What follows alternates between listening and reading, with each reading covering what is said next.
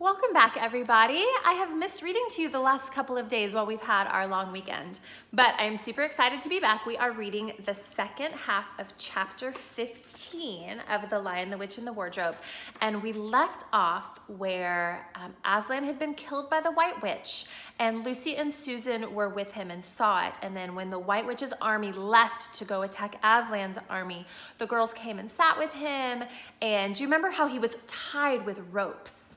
How did those ropes get untied? Do you remember? Do you remember all the little mice, the field mice came and chewed the ropes off? They were trying to help, and there were hundreds of mice that came. So then the ropes were chewed off, and Aslan's body was free, and the girls were cold and tired and were walking around. And then what happens? They heard a great noise, and they turned around, and what did they see when they turned around? They saw that the stone table had been broken in two, and what was the worst part? Aslan was gone, okay? So that's where we're picking up today, and this, I will tell you, is probably my favorite part of the book that we're about to read. So listen closely. The rising of the sun had made everything look so different. All colors and shadows were changed, that for a moment they didn't see the important thing. Then they did. The stone table was broken into two pieces by a great crack that ran down it from end to end. And there was no Aslan. Oh no, cried the two girls, rushing back to the table. Oh, it's too bad, sobbed Lucy. They might have left the body alone. Who's done it? Cried Susan. What does it mean? Is it more magic? There is the picture of the stone table broken in two, and no Aslan. We don't know what has happened to Aslan. What does it mean? Is it more magic? Yes, said a great voice behind their backs. It is more magic. They looked round. There, shining in the sunrise, larger than they had seen him before, shaking his mane, for it had apparently grown again, stood Aslan himself. Oh, Aslan, cried both the children, staring up at him, almost as much frightened as they were glad. Aren't you dead then, dear Aslan? Said Lucy. Not now, said Aslan. You're not asked Susan in a shaky voice. She couldn't bring herself to say the word ghost. Aslan stooped his golden head and licked her forehead. The warmth of his breath and a rich sort of smell that seemed to hang about his hair came all over her. Do I look it? He said. Oh, you're real, Oh, Aslan, cried Lucy, and both girls flung themselves upon him and covered him with hugs and kisses. But what does it all mean? Asked Susan when they were somewhat calmer. It means, said Aslan, that though the witch knew the deep magic, there is a magic deeper still which she did not know. Her knowledge goes back only to the dawn of time, but if she could have looked a little further back into the stillness and the darkness before time dawned, she would have read there a different incantation. She would have known that when a willing victim who had committed no treachery was killed in a traitor's place, the table would crack and death itself would start working backward. And now, oh, yes, now, said Lucy, jumping up and clapping her hands. Oh, children, said the lion, I feel my strength coming back to me. Oh, children, catch me if you can.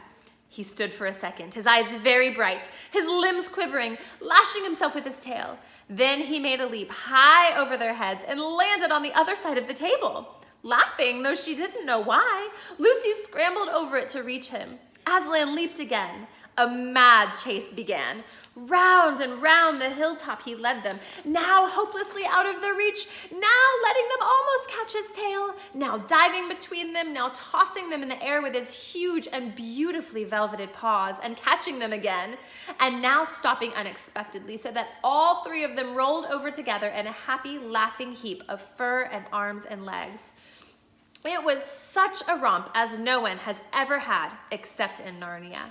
And whether it was more like playing with a thunderstorm or playing with a kitten, Lucy could never make up her mind. And the funny thing was that when all three finally lay together panting in the sun, the girls no longer felt in the least tired or hungry or thirsty. And now, said Aslan presently, to business. I feel I am going to roar. You had better put your fingers in your ears. And they did. And Aslan stood up, and when he opened his mouth to roar, his face became so terrible that they did not dare to look at it. And they saw all the trees in front of him bend before the blast of his roaring, as grass bends in a meadow before the wind. Then he said, "We have a long journey to go. You must ride on me." And he crouched down, and the children climbed onto his warm golden back. And Susan sat first, holding on tightly to his mane, and Lucy sat behind, holding on tightly to Susan. And with a great heave, he rose underneath them and then shot off faster than any horse could go, downhill and into the thick of the forest. That ride was perhaps the most wonderful thing that happened to them in Narnia. Have you ever had a gallop on a horse? Think of that. And then take away the heavy noise of the hoofs and the jingle of the bits, and imagine instead the almost noiseless padding of the great paws. Then imagine instead of the black or gray or chestnut back of the horse, the soft roughness of golden fur and the mane flying back in the wind. And then imagine you are going about twice as fast as the fastest racehorse. But this is a mount that doesn't need to be guided and never grows tired. He rushes on and on, never missing his footing, never hesitating, threading his way with perfect skill between tree trunks, jumping over bush and briar and the smaller streams, wading the larger, swimming the largest of all. And you are riding not on a road, nor in a park, nor even on the downs, but right across Narnia in spring, down solemn avenues of beech, and across sunny glades of oak, through wild orchards of snow-white cherry trees, past roaring waterfalls and mossy rocks and echoing caverns, up windy slopes alight with gorse bushes, and across the shoulders of heathery mountains, and along giddy ridges, and down, down, down again, into wild valleys, and out into acres of blue flowers. It was nearly midday when they had found themselves looking down a steep hillside at a castle. A little toy castle it looked from where they stood, which seemed to be all pointed towers. Do you know where they might be? But the lion was rushing down at such speed that it grew larger every moment, and before they had time even to ask themselves what it was, they were already on a level with it. And now it no longer looked like a toy castle, but rose frowning in front of them. No face looked over the battlements, and the gates were fast shut. And Aslan, not at all slacking in his pace, rushed straight as a bullet toward it. "The witch is home," he cried. "Now, children, hold tight." Next moment, the whole world seemed to turn upside down, and the children felt as if they had left their insides behind them. For the lion had gathered himself together for a greater leap than any he had yet made, and jumped. Or you may call it flying rather than jumping, right over the castle wall.